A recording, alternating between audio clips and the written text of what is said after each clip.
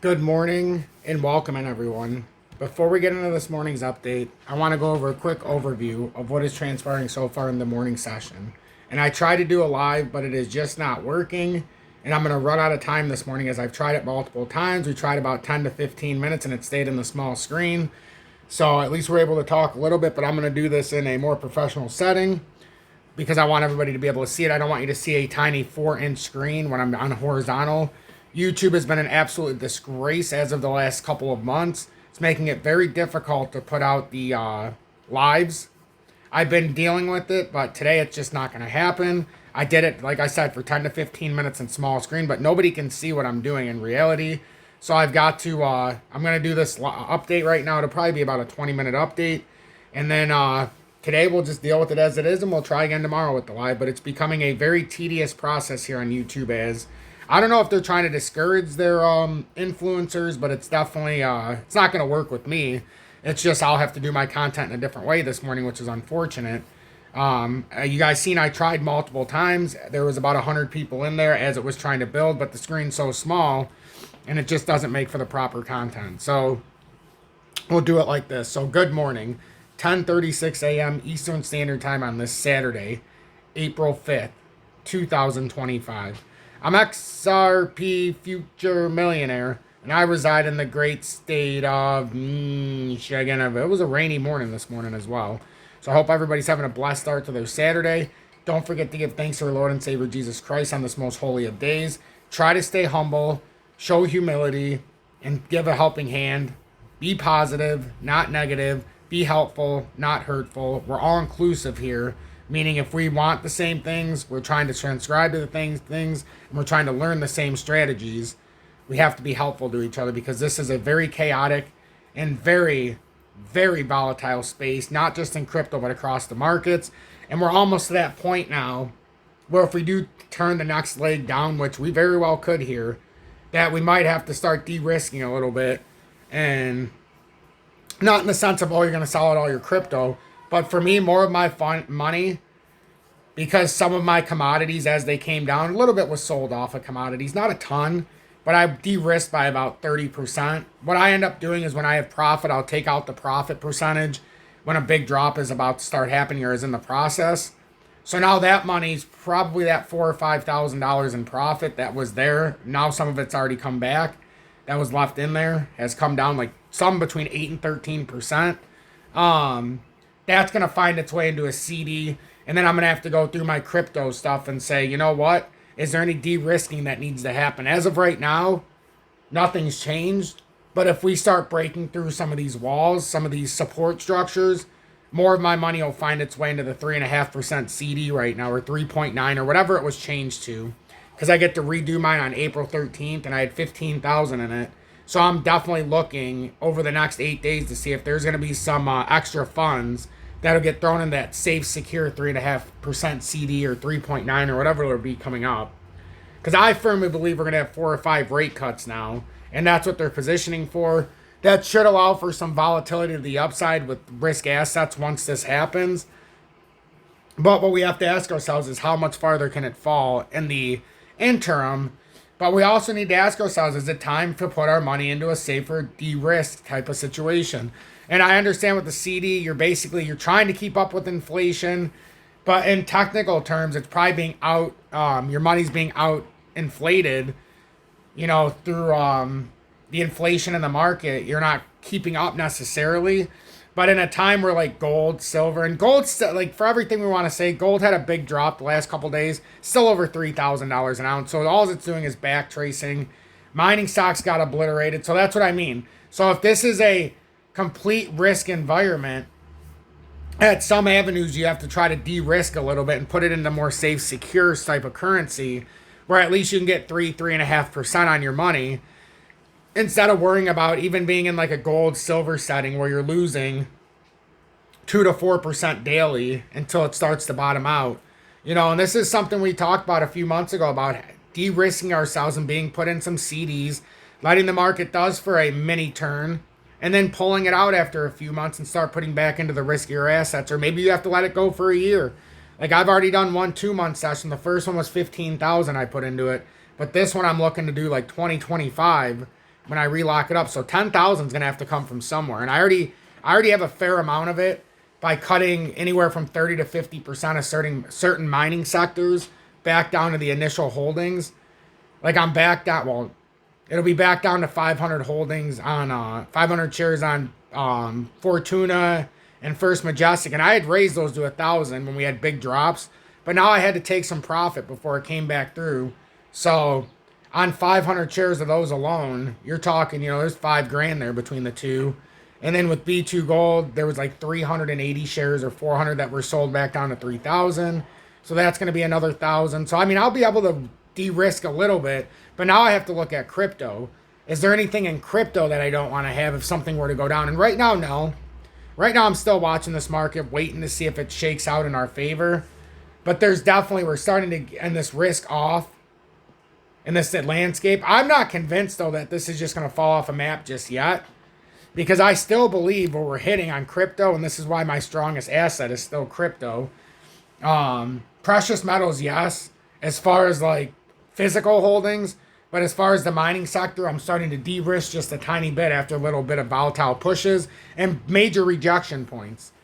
Like if this is if they're trying to limit the US dollar, and in totality, we're going to find ourselves with a nice volatile swing.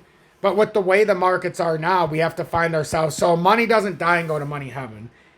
It finds where yield is going to be made. And right now, people might as well, and this is a lot of the feelings that you're going to start to see, they're going to take their money out of less risky areas like precious metals. And the mining sector is all very volatile. When you have drops or gains, it goes crazy. They're going to find their money out of the mining sector, out of precious metals, out of the stock market, and they're going to say, why don't I just take the real risk asset, the real risky bet, which if it does pay out, it'll pay out far more than any of these other bets. And they're going to find their way into a very risky sector in crypto. Whether good or bad, we're going to find some kind of volatility at some point.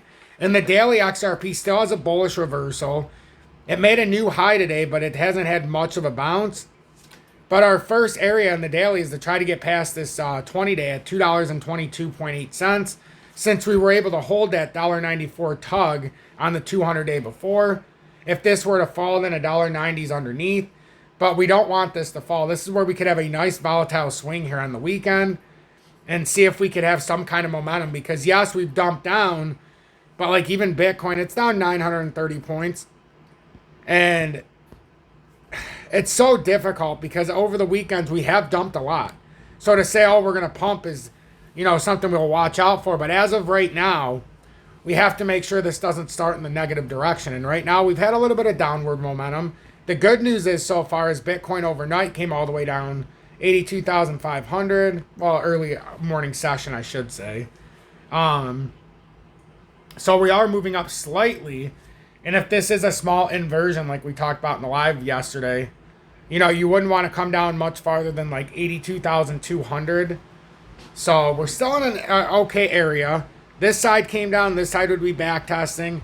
So we're going to see. But, it's ultra volatile. And with the way it's moving right now, something's going to have to find yield.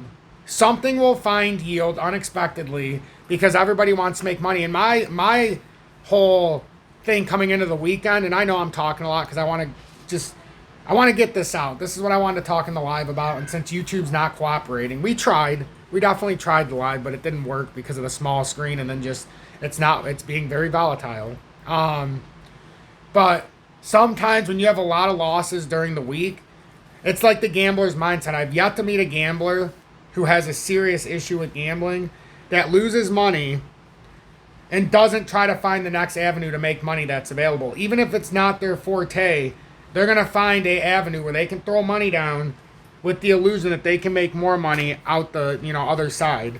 And what ends up happening is when you get into these kind of environments, some people will start to go from, let's just say, areas that they understand, their areas of expertise. Sorry, I got to clean my glasses. But their area of expertise, and they will find themselves out of the stock market. Or maybe they're good in bonds and mutual funds, or maybe they're good in commodities or mining stocks and things like that, but their sector's down 25% in 2 days, 30% in 2 days. You know, they've seen 1/3 of their portfolio disappear in a 48-hour stretch. And now we're going into the weekend, and now they're scrambling saying, oh my God, I lost all this money. What am I going to do to make this back real quick? And that's the mindset 95% of traders have, which is why once they risk, they cannot figure out how to de-risk, and the risk just gets larger and larger until finally they bankrupted themselves. And now you're going to have a sector that's going to try to play crypto on a thinly traded weekend, and for their good or their dismay, it can come down very hard. It can come down very hard. DGB, I mean, it's down 7.5%. It's speaking to exactly what we're saying. Looks like a fantastic inverse right shoulder could be forming, but we don't know yet. So for anybody who chased it at the top at 1-1, this is a more appropriate level to try to chase, but it could very well fall right through. But if you're playing on some kind of an inverse head and shoulders here, on the outside of a pattern consolidation, that's what you'd be looking for. But at the same time, we are so risky in risk assets that nothing's going to look like a good bet. Daily time frame very well could be a reversal. However, we are holding the 200-day as of right now. But who knows how long that's going to last. Right now, it's at about the 950095. But like I said, there is no safe bet right now. And no markets except taking out like a CD. And that's what I'm starting to lean more towards here. Like I said, for the last few days, or last few months, that as the risk gets greater, that you put yourself into more safe holdings. Even though it's not going to appreciate as much, you at least don't have the risk of going down, and you're only dealing with the inflationary status. DGB does have a major upgrade that's being, it's in the making, and this is going to transcend it to the next layer. But you know, it's gonna take some testicular fortitude to start buying at these levels, even though it's cheap, because now we don't know. You know, we just don't know in the markets, and it's okay. I'm okay with not knowing. I just want to know in real time when it's not working out. Like right now in the daily, possible because we created a new high, but we haven't done much here since. We did have a reversal on Friday, but first we're gonna have to get past that 223 level. If this doesn't hold, we'll find ourselves down here at like that $1.95, $1.94 area again. If it breaks down all the way, we'll come down to what looks like a descending triangle in some ways. But that would be down towards that $1.50 level. That's the thing. If these layers don't hold for XRP, that $1.50 is going to punch us in the face very quickly. And it's okay. Just like if Bitcoin doesn't hold, that 74 and then ultimately 64K is going to punch us in the face. And it's okay. It's just we want to know. And the death cross right now has not been invalidated by Bitcoin. And if you're looking at it from a pure analytical approach, it looks like we should come down more. And if we do come down more, that is when I will end up de-risking a lot of things in crypto. And it's going to end up being that play where I'm going to have a multi-month CD over and over and over again until that risk de-risk itself. And then I can fully implement myself back in. And what that means, I don't know. Because if this next layer breaks, you know, that would mean where you start to have a grand scale liquidation style event, even on top of profits. But I'm not doing that part and de-risking this side of town until it gives me that last reason. Because right now I can still see risk assets could very well be the avenue here for the ones who lost a lot of money over the last couple of days, and they're going to try to find a way to make it back. I never heard anybody say who thinks they're a great trader, I'm going to go work 75 hours this week to make up my losses. Most people say I'm going to take a few extra hours of trading, maybe even push into the leverage game, which is where they lose even more, and they try to make it back very quick on the riskiest thing they can think of, and that's cryptocurrency. And since crypto, you know, it's open this weekend, I could see some upward volatility. I can see a lot of downward volatility as well, but I could see that glimmer of hope in the upward tug. So I'm keeping my eyes open. I encourage my audience, if you do appreciate my work, join Tom's Army. Join Tom's Army, pay it forward. I'm here no matter what. And I would love to see more members in Tom's Army. Subscribe to the channel and join the over 32,000 subscribers, as it's phenomenal that we've hit that number. It just feels so good to say we have that big of an audience now.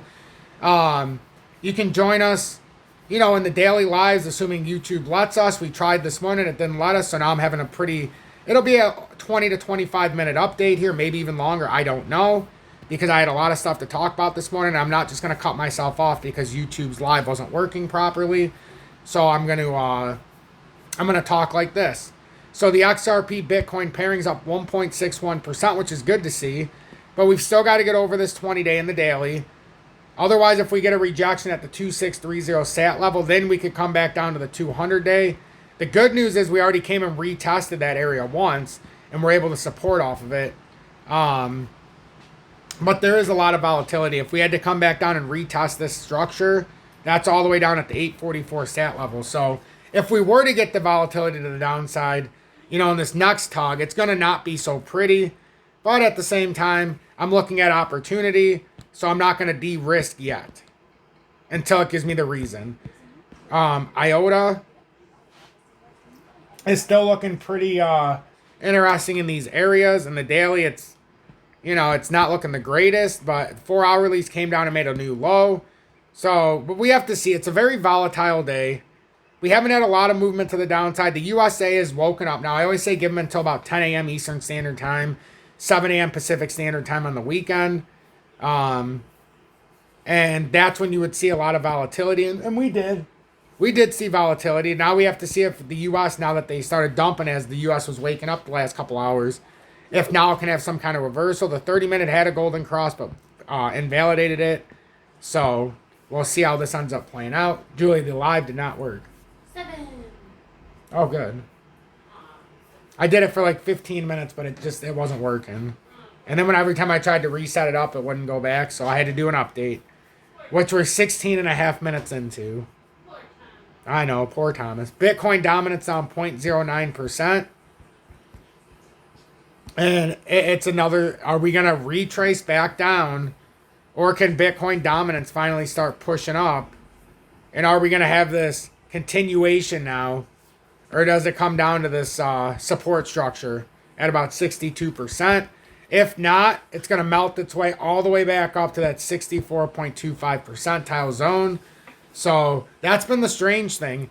Even with the volatility in crypto, you know, Bitcoin has not given way as far as the dominant side of it. Now, I was talking about IOTA. If I was in IOTA and you're watching this, because there is a chance that this can reverse, because it does look like an inverse head and shoulders here, I would probably not risk it any farther than 1536 at this point, if I'm just being honest. And that's going to cost you like 5 to 7%. But I wouldn't risk it farther than that, because if it breaks that, it's going to come down to 13, and then you're going to cost yourself a 20% drop. So that's why it's so risky right now. I'm so like, I'm excited because of where we're at, because risk often leads to unfound sums of money that you make. But risk can also lead, in the wrong hands, in the wrong timing, to a lot of losses. So that's something that I just want everybody to make sure that they're paying attention to the risk, but they're also understanding that there could be a reward here just because of the way we've set up this weekend. I mean, there really could be a reward here this weekend because of how many people lost money in other sectors. However, we have a lot of work to do, as I keep saying, but it is possible here. I mean, look at XRP, golden cross in the 30. Trying to show a short-term reversal here. 45 in the hourly, about to have that golden cross as well. It's done the stationary, which is nice. You have the bullish cross there in the 2 hourly. We've rode this falling channel as a support structure now. So there is an opportunity here potentially lining up. If you're looking for an opportunity when it's slow, when we might be dropping, look in my video description below and our pinned comments or my homepage. Click on the BITUNIX link. They have the lowest spot and leverage trading fees, lowest maker-taker fee, no VPN or KYC worldwide. They've had XRP. Even during the times of the lawsuit, they did not get rid of it on their exchange. So pay attention to it. I trade there a lot. It allows me to buy and sell on demand with a lot of different assets, so I don't have to pay the extraordinary fee or feel like I'm missing out. I can't do the same kind of thing on crypto.com. The fee's too high.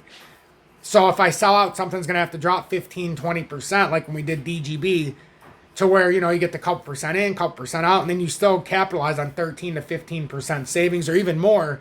But you've got to have that kind of volatility. Otherwise, it's not warranted. With BITUNIX, you can sell it and go down 1% and it'll be worth it, because you're not having all that risk. I appreciate the 32,200 subscribers. You can send a donation, PayPal, Cash App, Venmo if you don't want to send it on YouTube. Other different ways to trade as well.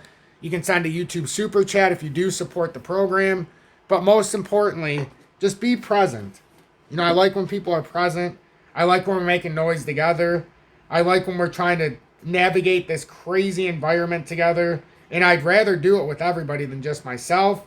It's always made me happier to, you know, put this programming out with my friends, which is all of you. Whether you believe that or not, the trading day is a lot easier with all of you. There's just simply too much risk in the environment a lot of times. And it makes it a lot funner for me to have some friends with me along the way. Because then I can bounce ideas and then we don't exactly go into the holy crap pits, you know. But IOTA's one that you guys know I've been watching. And if it can transcend out of here, we're going to have a decent move. It's just, I don't know if it can. We'll find out today. We should get some volatility in the morning with all of crypto, at least a small moment, we would hope, in the upward direction. But, you know, we'll see if this just ends up falling down here as the day goes on. I want to read this before I leave. 1.67 billion XRP in 24 hours. Has XRP price bottomed out? In the last 7 days, the price of XRP has traded with a close range of $1.97 and $2.20 in the cryptocurrency market. However, XRP holders are still bullish as $1.60 or 1.67 billion XRP have been committed by traders in open interest within the last 24 hours, with signs that the price has likely bottomed out. The XRP open interest fuels bullish expectations. CoinGlass data shows that this leap in open interest has seen investors commit 3.58 billion to XRP's future contract options. This suggests that investors are anticipating a price breakout soon. Hence, the increase in open futures contracts.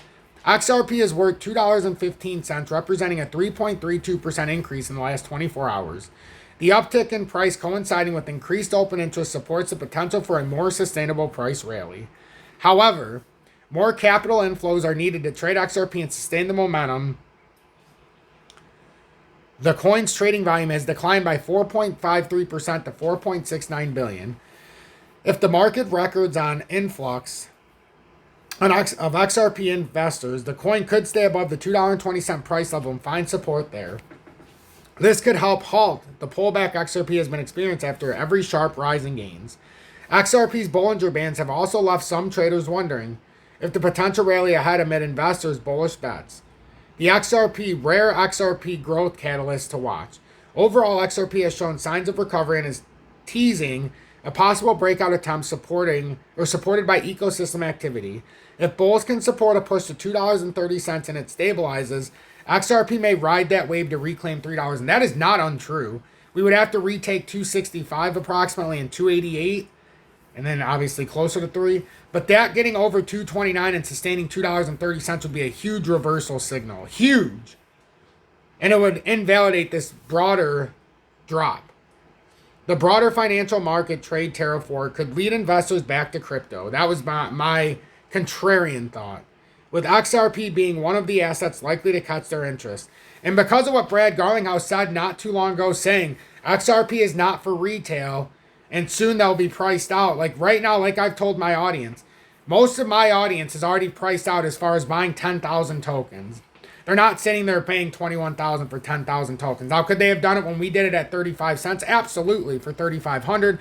Hell, even at 75 cents for 7,500, some could have swung it, but not for 20,000 plus. So that is where you start to become priced out. And now even on these big drops of 40% for XRP, we're still above $2. That's a huge difference than what we've experienced the first 4 years of me doing this show. So, big difference.